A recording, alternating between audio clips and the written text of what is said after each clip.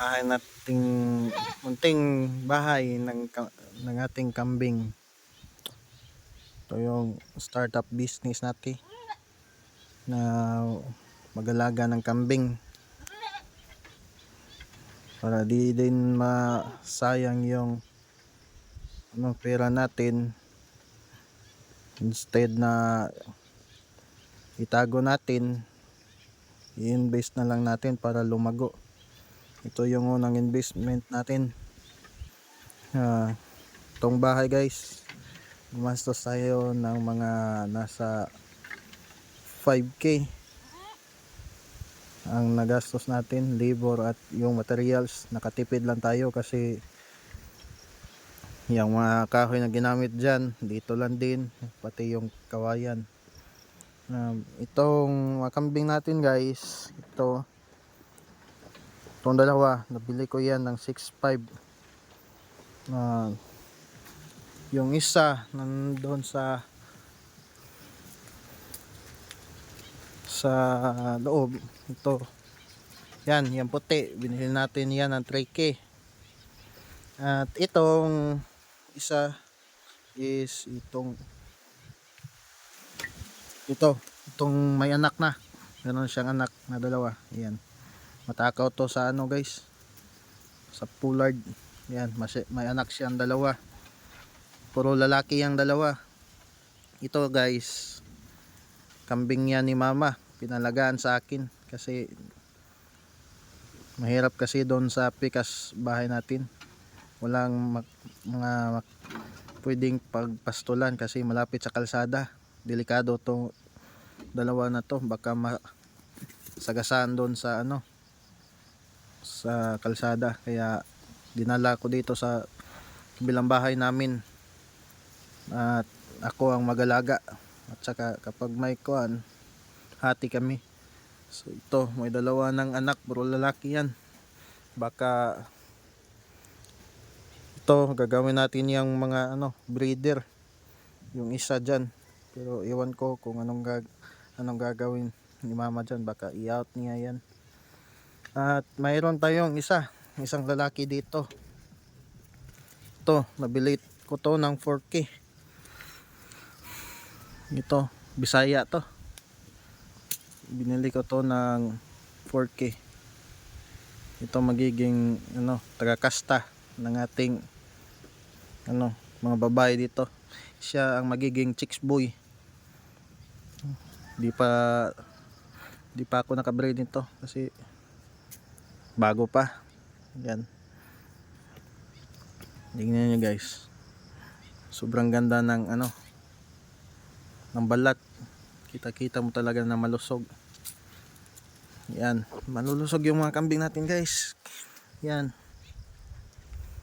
Titingnan mo lang, balahibo pa. Tingnan mo, balahibo. Yung balahibo niya. Yan. Yan. Andun pa sa loob. Yan. Malulusog yung mga kambing natin guys. Yan, titingnan nyo. Yan, lusog. Ito, matakaw to. Mahilig sa mangga. Yan. Tingnan nyo guys. Yan. Alam nyo guys, para magkaroon ng ganyan kalusog ng mga kambing, ang sekreto lang yan, sakto sa vitamins at purga. Purgahin nyo.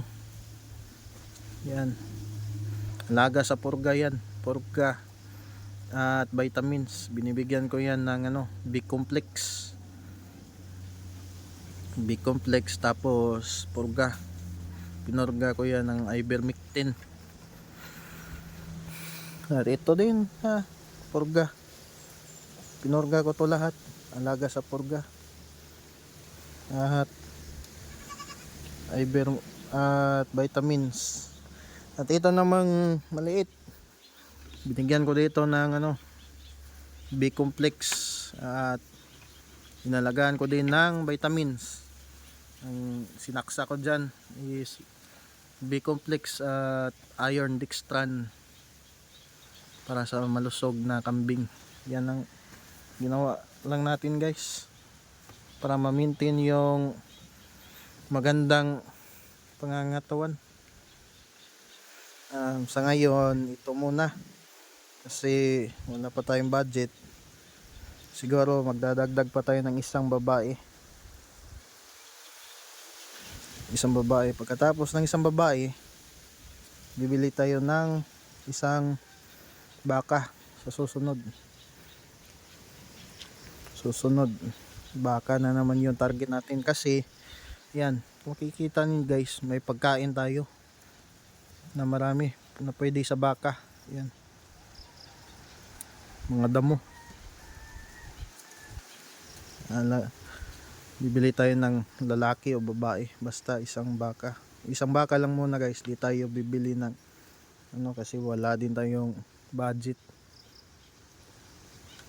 Kailangan pa natin mag-ipon kasi nasa around 20 to 25 yung baka na presyo. Pag-iipunan muna natin yan, at saka isa lang muna din para experiment. Kailangan pa nating pag-aralan kung paano mag-alaga ng baka. Tulad nito guys, di muna tayo bumili ng marami na kambing kasi di na pa natin alam kung paano alagaan. Kailangan pa nating mag-aral sa pag-aalaga nito kasi kung magsisimula tayo sa madami tapos di tayo marunong sa pag-alaga nito, baka maraming mamatay at yun, sayang din ang pera. Kaya ito lang muna technique. May isa pa pala akong sekreto dito guys sa mga kambing para ganyan kalusog. Aside sa vitamins, nagpapainom tayo ng tubig na may kasamang asin sa kanila. At ito, may binili tayo. Yan ay bato na asin. Dinidilaan nila yan guys, pampagana sa pagkain. Dito guys, nilagyan ko din ng ng duyan para dito ako magtambay. Kapag tapos ng trabaho, dito ako pumupunta palagi, nagduduyan kasama tong mga alaga natin. Di naman mabaho dito guys sa bahay ng kambing natin kasi iba kasi ang mga kambing kasi yung mga dumi nila hindi kasi tulad ng mga manok or baka, kalabaw na dumi na mabaho. Sa kanila walang amoy. Yan lang guys ang update. Ito tayo sa loob. Kulang na lang dito sa ating babae guys is yung dito. Yan, dito wala pa tayong pintuan, lalagyan pa natin. At dito kulang pa yan ng harang para ma-close ang kuhan.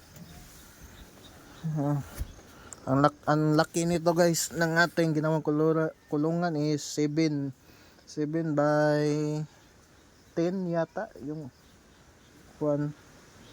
Laki nito, 7 feet yung lapad, yung haba is 10. Ganito lang guys, kasimple yung ating kulungan. Ito yung last na binili natin, puti, parang albino siya. Maganda yung niya, yung katawan pati yung balibo. So yan lang guys ang update ng mga alaga natin.